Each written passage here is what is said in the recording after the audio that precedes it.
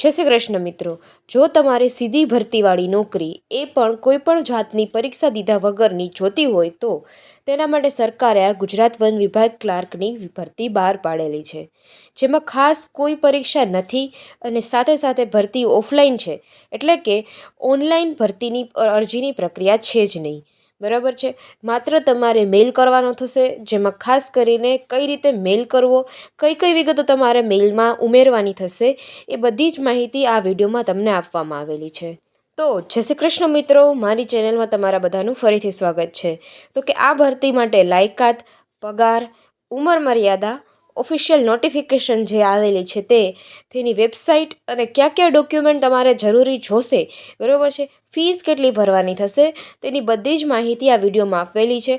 એટલે છેક સુધી મારો આ વિડીયો છેલ્લે સુધી જોજો તમે, બરાબર છે. અને આવી જ બધી અપડેટ્સ જો તમારે જાણતું રહેવું હોય તો મારી ચેનલને ખાસ સબસ્ક્રાઈબ કરવાનું ભૂલતા નહીં અને આ એક વિડીયોને ખાસ લાઇક જરૂર કરી દેજો.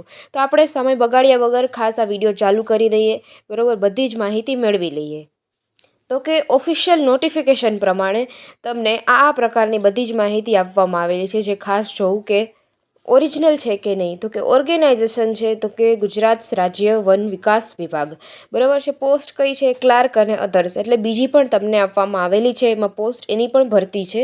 જે આગળ જોઈએ વેકેન્સીસ, એટલે કે કઈ કઈ જગ્યાઓ ખાલી છે, બરાબર, એની ડિટેલ નેક્સ્ટ પેજમાં છે, હું તમને કહીશ, બરાબર. મોડ ઓફ એપ્લિકેશન તો કે ઓફલાઈન, મેં તમને જે રીતે કીધું એ પ્રમાણે ઓફલાઈન છે. પછી ગુજરાત લોકેશન, બરાબર છે, લોકેશન ગુજરાત જ છે, બરાબર છે. એના અલગ અલગ જિલ્લાઓમાં તમને મળશે, બરાબર. સેલેરી તો કે એઝ પર ગવર્મેન્ટ રૂલ, એટલે કે તમારી પોસ્ટ કઈ કઈ ઉપર તમારી થશે ભરતી, બરાબર છે, કઈ પોસ્ટ ઉપર તમારી ભરતી થશે એ પ્રમાણે તમારી સેલેરી લગાડશે. જેમાં તમારે સૌથી પહેલાં એજ્યુકેશનલ ક્વોલિફિકેશન જોશે. તો કે તેમાં તમારા માટે 12th પાસ અને ગ્રેજ્યુએટેડ, બરાબર, MBA, બરાબર, એવી રીતે તમારા માટે તમારે ગ્રેજ્યુએશનની સર્ટિફિકેટ માંગવામાં આવશે.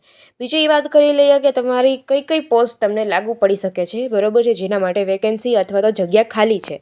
તો કે ક્લાર્ક, મેનેજર એકાઉન્ટ, બરાબર છે, senior accountant assistant, junior accountant assistant અને હિસાબનીસ, બરાબર છે. આ રીતે તમારે 5 જાતના, બરાબર છે, વેકેન્સીઓ ખાલી છે. પણ એક વાત કહી દઉં કે આમાં અલગ અલગ પોસ્ટ પ્રમાણે અમુક લાયકાતો બદલતી રહેતી હોઈ શકે છે, બરાબર છે. કે જેમ કે ક્લાર્ક માટે માત્ર 12th પાસ જ જોઈએ, બરાબર છે. આ બીજા આસિસ્ટન્ટ માટે, અકાઉન્ટન્ટ માટે અલગ અલગ લાયકાત, જેમ કે MBA, બરાબર છે, અથવા તો ગ્રેજ્યુએટેડ કોઈ પણ વિભાગમાં, બરાબર છે, તો જોઈએ તો એ પ્રમાણે તમારે આગળ નોટિફિકેશનમાં તમારે જાણતું રહેવું પડશે. કેમ કે નોટિફિકેશનની જો બધી જ ડિટેલ્સ તમને ઝીણી ઝીણી આમાં કહીશ તો વિડીયો લાંબો ઘણો થઈ જશે અને કંટાળાજનક થઈ જશે. જેથી નોટિફિકેશનની ઓફિશિયલ વેબસાઇટ, બરાબર છે, જેમાંથી તમને આ બધી માહિતી કહું છું, એની પણ હું તમને છેલ્લે, બરાબર છે, વેબસાઇટ નીચે આ વેબસાઇટ આમાં સ્લાઇડમાં બતાડી દઈશ તમને. જેમાં તમને ખાસ જરૂરી વસ્તુ એ કહી દઉં બીજી કે એજ લિમિટ, બરાબર. એજ લિમિટ કઈ રીતે? તો કે ઓછામાં ઓછી 18 વર્ષનું વ્યક્તિ હોવું જોઈએ અને વધુમાં વધુ 35 વર્ષનું. જેમાં એજ રિલેક્સેશન, બરાબર, આપેલું છે તમને. તો કે SC ST માટે 5 વર્ષ, બરાબર છે, OBC માટે 3 વર્ષ અને જનરલ માટે 0, બરાબર છે. એના માટે કોઈ રિલેક્સેશન સમય નથી આપેલો. એટલે કે રિલેક્સેશન સમય એ છે કે તમારે જો SC STમાં તમે સ્થાન ધરાવતા હોય, તમારી કેટેગરી એમાં હોય, તો તમને 5 વર્ષ વધુ, એટલે 35થી +5, બરાબર છે, એટલે 40 વર્ષનો તમને ટાઈમ આપવામાં આવે, તમે અરજી કરી શકો, બરાબર છે. OBCમાં હોય તો +3 વર્ષ, એટલે 35 + 3, 38 વર્ષનો તમને વધુ સમય આપવામાં આવે. અને હા, એપ્લિકેશન ફી ભરતી વખતે, બરાબર છે, તમારે કોઈ કેટેગરી માટે કોઈ પણ ફી છે જ નહીં, બરાબર છે. બધી કેટેગરી માટે નીલ, બરાબર છે, કોઈ પણ પ્રકારની ફી ભરવામાં આવશે નહીં. ઓફલાઈન છે તો પણ વાંધો નથી, બરાબર છે. ઓનલાઈન ફી ભરવાની હોય જો એવી ભરતી આવત તો પણ એમાં તમારે આ ફી ભરવાની થાત નહીં, બરાબર છે.